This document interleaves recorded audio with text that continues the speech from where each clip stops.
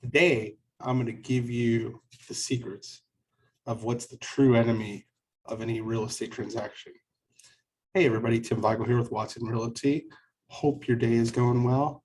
And if you haven't done so yet, please subscribe to my channel, leave a comment. Would love to hear from you. Um, your input is what helps make anything that I might put out for content better for you. So let's get down to it. What is the enemy of a transaction? Do you guys know? Do you have any guess? Well, I'll tell you what it is. Simply put, opinions. So you could talk to 5 or 6 different people and everyone's gonna have an opinion. And when their opinions tell you and they're portrayed as facts, it could cause issues in the transaction because it's going to cause stress and it's going to cause things that might not normally have happened in a transaction.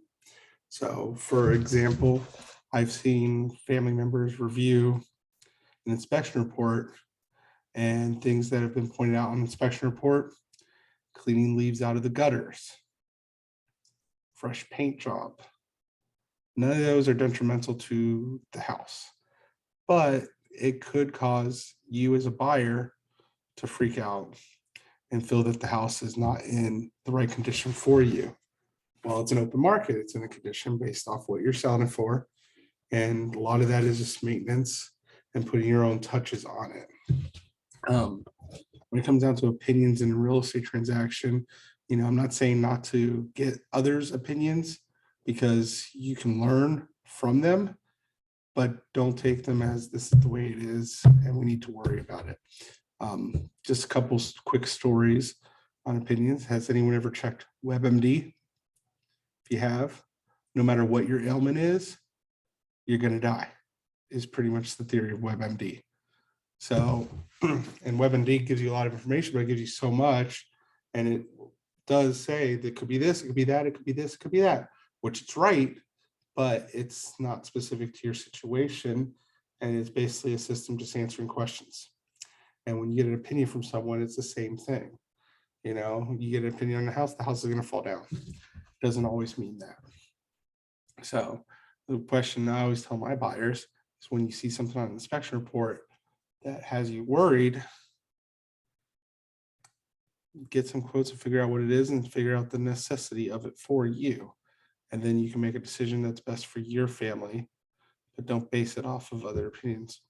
I've had people ask me before, it was like somebody mentioned there was a law they heard that you can't sell a house in the state of Florida that has unpermitted work. That is not true. You can sell a house in the state of Florida that has unpermitted work. As the seller, it is your responsibility to disclose if you've done it or have any knowledge of it. But as a buyer, you can purchase a house without it. And is there some negative repercussions that could happen from it? Yes. You could be asked to remove whatever feature it is that was unpermitted. You can be asked to bring it up to what today's code is, not the code when it was put in.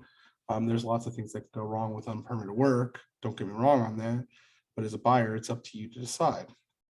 And I've seen people say they won't take certain houses because so-and-so said so. Well, if so-and-so hasn't owned a house in like 30 years, things change all the time also in the real estate market. So that goes back to, as a realtor, it's important that you hire a realtor so you get information. People always ask, what do realtors do? What is our benefit?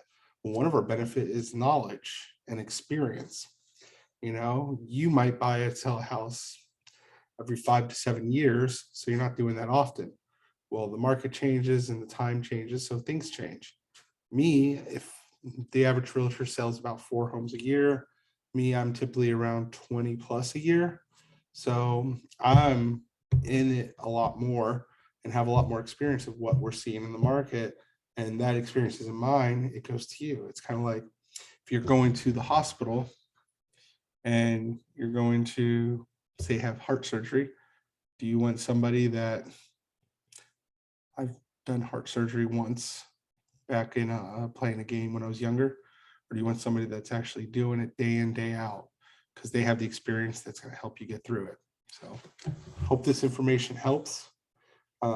Again, when you're doing a transaction, it's good to get the opinions, but keep in mind they are opinions and they don't necessarily fit your situation. The only one that's going to know what it does is you, and you need to get all your facts straight on it. Hope this helps.